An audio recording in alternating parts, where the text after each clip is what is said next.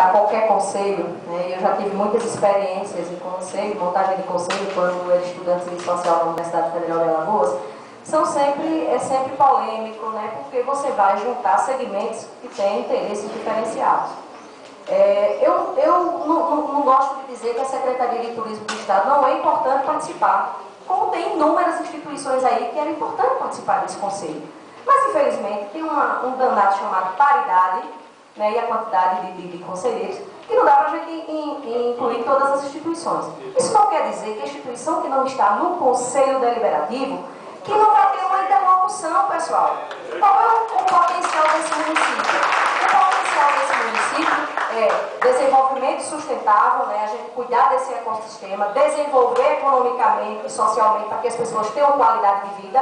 Né? Eu não defendo a tese de que tem que ter meio ambiente sem gente, né? Eu defendo o meio ambiente com gente porque acho que é possível. Tá?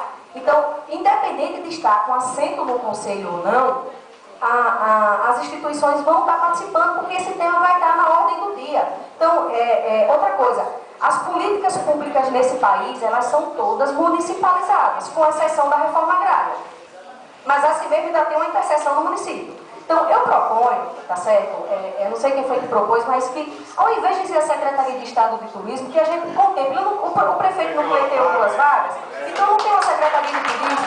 Então, eu acho que era interessante para a gente refletir aqui, se de repente a gente não colocaria a vaga da Secretaria de Turismo para o município, porque realmente uma vaga só para o município é pouco, até porque muitas das coisas que o Conselho vai deliberar vai passar pelo âmbito de execução do município. É no município que as coisas acontecem. Então, acho que a gente tem que fazer um pouco essa reflexão e esse exercício.